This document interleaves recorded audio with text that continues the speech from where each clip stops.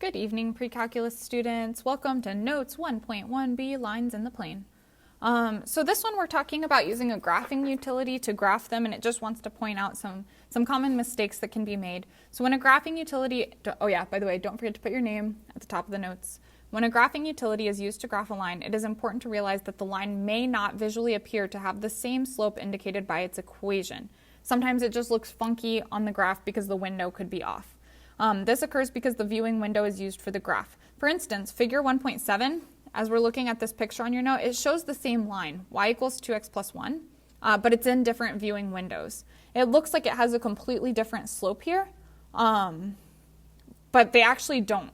It's because they're using different settings within their window, and so we're going to play around with that on our graphing utility to make sure that we understand what we are doing.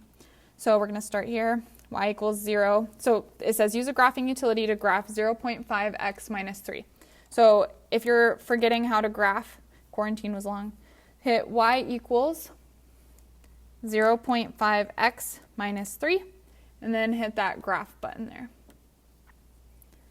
And so we have our line here, but what it wants us to do is to play around with the window. So we're going to hit this window button, and we're going to change what it's talking about here.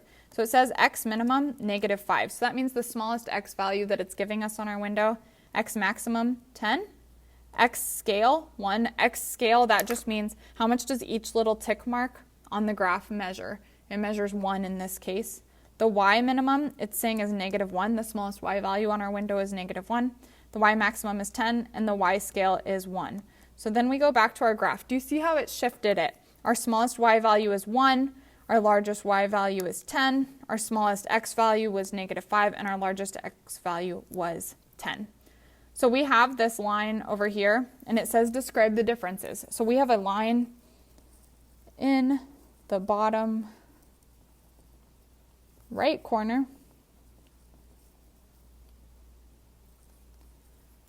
It's very hard to see.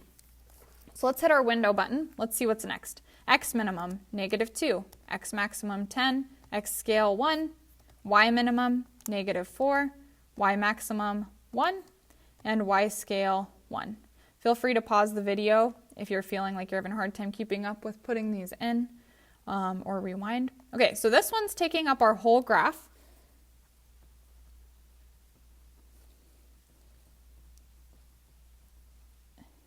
Can we see, does our slope look like we have an actual slope of 0.5?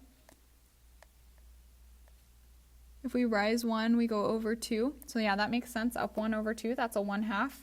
And it shows 1/2 slope and y-intercept. So that's a pretty good window there. We can actually see what's going on. Let's see what our next one is for us. X minimum, -5. X maximum, 10. X scale, 1, y minimum, -4, y maximum, 1, and y scale, or sorry, I think I started looking at the wrong one there. -5, 10, 1, and then we have y minimum is -7, y maximum is 3, and y scale is 1. So this moved it around a little bit. Also a pretty good window, but do you see how this one, it's centered a little bit better? We can see the up 1 over 2 better. This would probably be our best window out of the 3 because we can see the whole screen. We can see the whole graph, the key points of it. We can see the x and y intercepts and the slope of 1/2. So just keep that in mind that depending on how your viewing window is, it can mess you up a little bit. So make sure that your viewing window, it looks so that you can see your graph in full. And if not, you can always modify it. Also, just a tip too, if you go to Zoom, if you ever get like really lost with what you've done, if you hit Zoom 6, it's Zoom standard, it'll take you to that normal 10 by 10 grid. Because sometimes I play around with the window and then it's like, this graph's like really messy. So that's always a nice way to get home. It also has a couple of other different functions here like zoom in and zoom out that you can use just to zoom in like on a specific point if you want to, or zoom out. And then there's also a zoom box that you can draw a box around where you want it to zoom in. So just some helpful calculator tips. Okay, 2 distinct non-vertical lines are parallel. if and only if their slopes are equal. That is m1 equals m2. It's the true mathematical tragedy. Two parallel lines fall in love. Oh.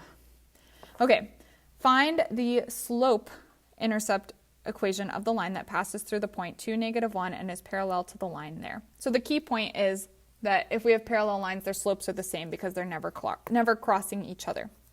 So we were given this. Let's use what we learned yesterday and put this into slope-intercept form. Y equals mx plus b. So let's solve for y. So we have 2x minus 3y equals 5. We're going to solve for y. Subtract 2x. So we say negative 3y equals negative 2x plus 5. Because that was the negative with the 2x and the 5 was positive. And divide by negative 3. And we get y equals negative negative makes a positive. 2/3 x. I'm going to bring that negative out front because it was a negative and a positive. So we get negative 5/3. So that's our equation of the original line. What is our slope here? Well, m equals 2/3.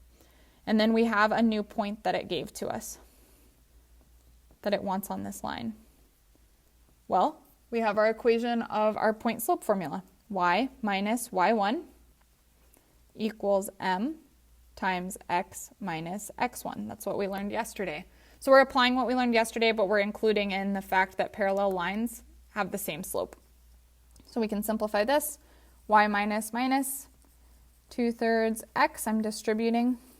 2/3 times 2, just a reminder, we can make that over 1 and we can multiply straight across. Negative 4/3. And now I can subtract my 1 to the other side.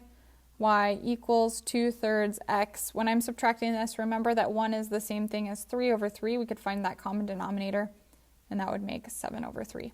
There's our new form of our parallel line. We did it. Okay, a couple more things. Two non-vertical lines are perpendicular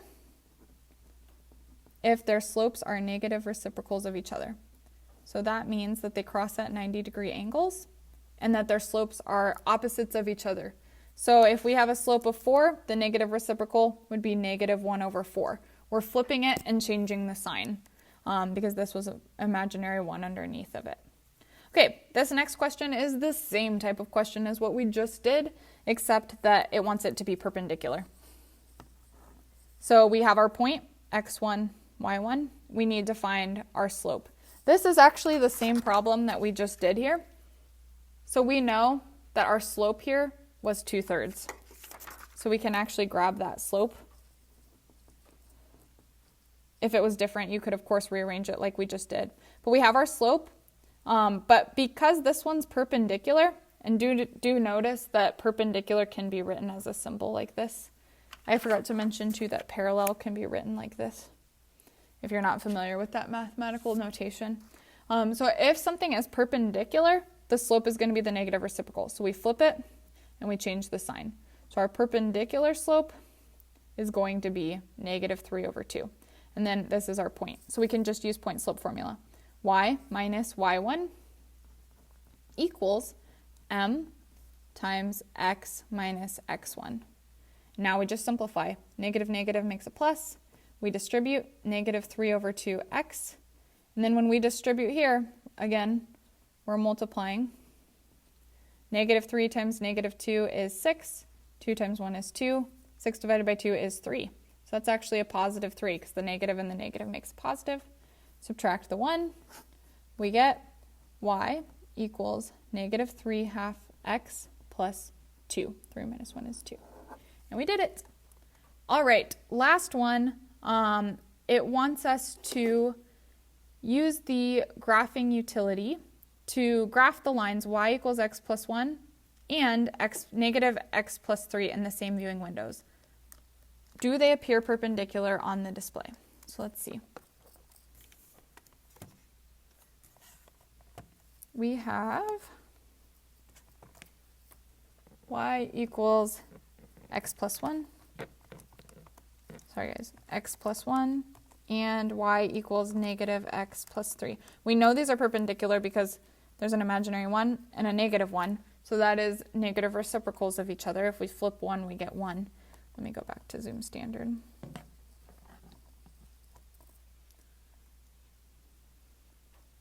not going to let me switch it well. So zoom 6 is just your normal. Let's see. Do they appear perpendicular here? Not really.